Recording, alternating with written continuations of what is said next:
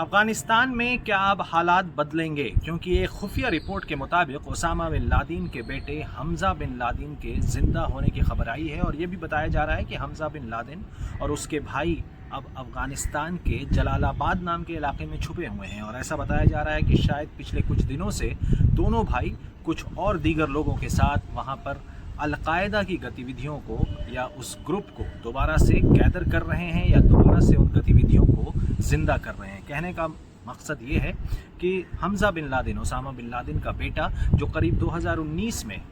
America की सरकार में, जब डोनाल्ड ट्रंप की सरकार थी, तो उन्होंने ये दावा किया था कि हमजा बिन लादेन को एयर स्ट्राइक में यानी हवाई हमले में मार गिराया गया है। लेकिन अब कुछ दिनों पहले एक खुफिया रिपोर्ट के हिसाब से पता चला है कि हमजा बिन लादेन और उसका भाई अब्दुल्ला बिन लादेन, ये दोनों ही जिंदा हैं और वहाँ पर अलकायदा की गतिविधियों को बढ़ावा दे रहे हैं। और साथ ही रिपोर्ट में ये भी बताया गया है कि शायद इन दोनों भाइयों और दूसरे अलकायदा के मेंबर्स जो हैं साथ इकट्ठा होकर दोबारा से पश्चिमी देशों में हमले की तैयारी भी कर रहे हैं। समझने की कोशिश करते हैं कि ये इतना चिंताजनक क्यों है। ओसामा बिन लादेन ने जब अमेरिका के ख़िलाफ़ ये जंग शुरू की थी,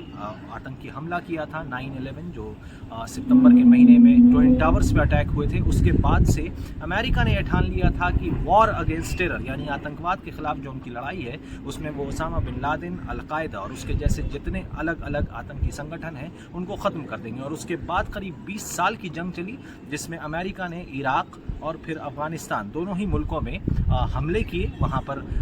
कई लोगों की जानें चली गईं और आज भी उन दोनों इलाकों में स्थिति बहुत ही सामान्य नहीं है। लेकिन अब इस खबर से कहीं ना कहीं ये बात साफ पता लग रही है कि अमेरिका के उस वॉर अगेंस्ट टेरर या आतंक के खिलाफ जो लड़ाई थी उसको अलग अलग राष्ट्रपतियों ने, जॉर्ज डब्ल्यू बुश के बाद चाहे बराक ओबामा हो या उसके बाद डोनाल्ड ट्रंप हो या फिर प्रेसिडेंट बाइडन हो, चारों ने ही उसका समर्थन दिखाया था, जताया था। और वॉर अगेंस्ट टेरर यानी आतंक के खिलाफ लड़ाई को लेकर जिस तरह से अमेरिका ने पश्चिमी एशिया, वेस्ट एशिया कह लें, या फिर अफ़गानिस्तान, इराक, सीरिया और अलग अलग मुल्कों में हवाई हमले किए हैं, जंग जारी रखी है, उसका कोई फ़ायदा नहीं हुआ है। क्योंकि अगर ओसामा बिन लादेन का बेटा ज़िंदा है और वहाँ पर वैसी गतिविधियाँ चल रही हैं तो ये अमेरिका के आतंक के ख़िलाफ़ की लड़ाई को एक बहुत बड़ा झटका है। अब देखना होगा कि अमेरिका किस तरह से इन चीज़ों को टैकल करता है, इनसे दो चार होता है। सबसे अहम बात यह है कि पश्चिम एशिया में अफ़गानिस्तान के अलावा इराक हो, सीरिया हो या अलग अलग मुल्कों में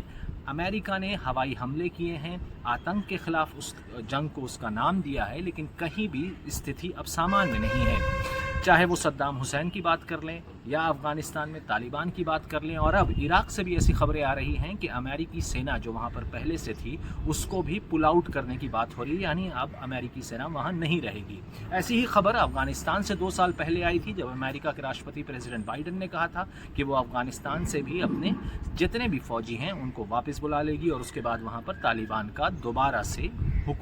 तालिबान की हुकूमत दोबारा से वहाँ पर आ गई। लेकिन अब जो ये खबर आ रही है इससे कहीं ना कहीं वेस्टर्न एजेंसीज़ जो हैं या पश्चिमी देशों की जो खुफिया एजेंसी हैं वो ज़रूर सतर्क होंगी कि क्या अलकायदा और तालिबान अब दोबारा इकट्ठे होकर वेस्ट के लिए या पश्चिमी देशों के लिए दोबारा एक ख़तरा बन सकते हैं।